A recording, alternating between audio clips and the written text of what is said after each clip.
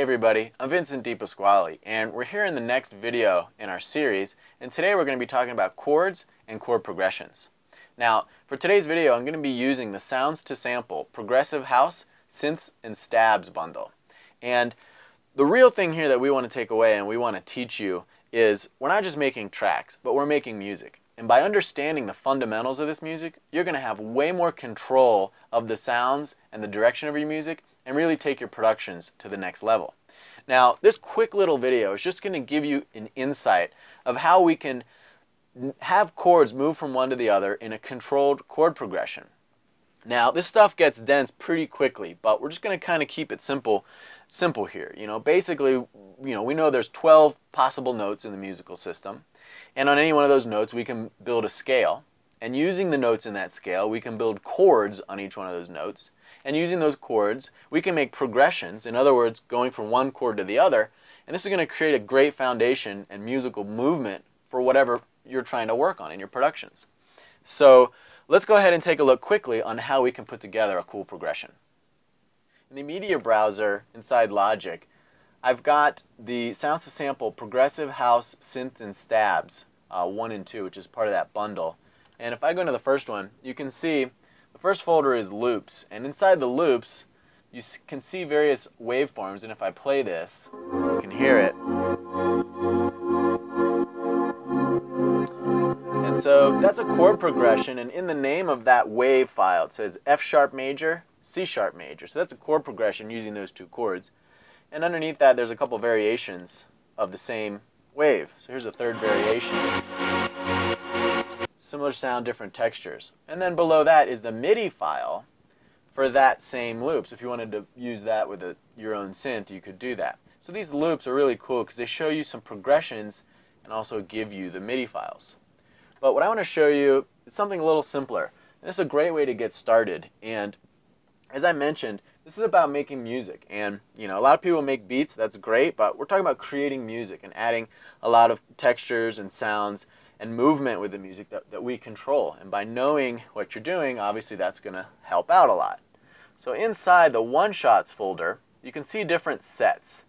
And each set, so for example, if I go to set 8, you can see there are one-hit chords.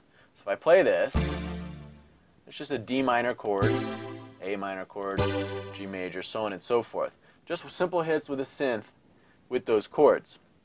Now I've pulled out a couple of different sounds here. And this is where it really gets important, of knowing what key you're in. And a lot of times that's just choosing the key you want to be in because you like the way it sounds. So for this simple example right here, we're going to talk first about the key of C major. And in the key of C major, we basically have all these notes here. The white notes from C to C, and that's basically the C major scale. So we can use these notes from the scale to pull out and build chords.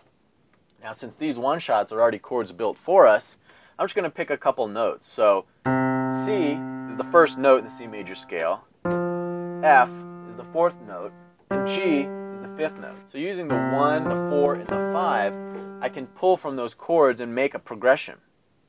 So I've pulled out a C major chord, an F major chord, and a G major chord from that set list of chords, and I'm going to play around with that and come up with a cool progression. Now the beat we have playing is the beat that we created in our other video we did a while back called Building Basic Beats, and the bass patch that you'll hear later is also a bass synth that I built in a previous video as well. So you definitely want to go check those out if you haven't seen those already.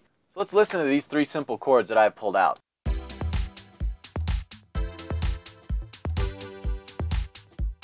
It's basically a 2-bar pattern, so I can bring this cycle loop back, and it basically loops back and forth on itself. And again, that's just the 1 chord going to the 4 chord, then to the 5 chord, back to the 1.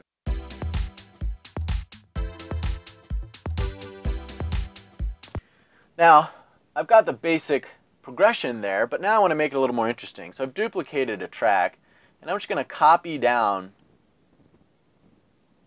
this C major chord, and I'm just going to create a different rhythmic pattern. I'll do the same thing for the F major and the G major. I'll copy that down. And now I can start to play around with the rhythmic progression.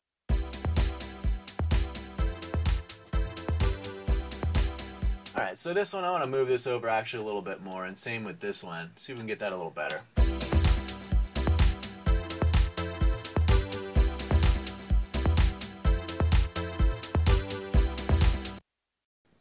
Okay, so that's in the key of C major. Let's do the exact same thing in a different key. The cool thing about chord progressions and scales is that one thing that you can do in one key, you can do in any other key. So I've picked A minor, and in the key of A minor, I'm going to use the same progression where I'm going to go from the 1 to the 5 to the 4. So I'll switch it up just a little bit, but using the same chords from the key of A minor. And I've got an A minor chord that I've pulled out from the same set. Then I go to an E minor, then a D minor, which is the 4 chord, and then back to the E minor. So that's the little progression that I want to build here. And if I pull up a little 4-bar loop, I'm just putting the chords at each bar to hear how it sounds.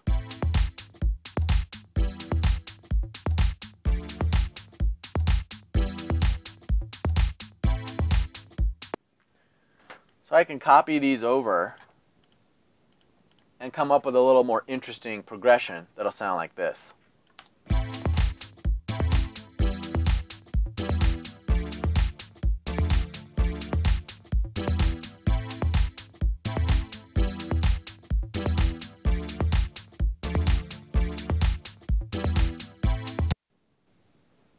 And then the cool thing is, going back to our bass patch that we created in the other video, I now have this bass patch,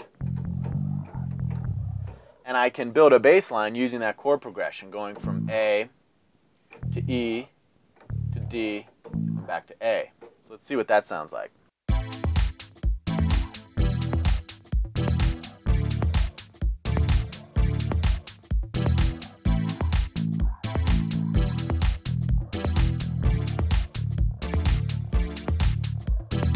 So I can either follow it or come up with different variations, but pulling out of that set and knowing what key I'm in, and knowing some chords I can use in different positions, I can build a cool chord progression. So that's a very brief overview of a couple different keys and how you can build cool chord progressions. Now obviously there's a lot more detail and a lot more depth to the music knowledge in terms of what scales and keys and chords that you can use. And if you're interested in learning more, you definitely want to check out the new course by FaderPro called Music No Theory, which is a comprehensive music course that starts from the beginning and takes you all the way through and gives you these tools to know what key you're in, pick a key, pick the chords, build those chords, and make awesome progressions, and hopefully produce a next hit record. So, hope you enjoyed this video, and we'll see you next time.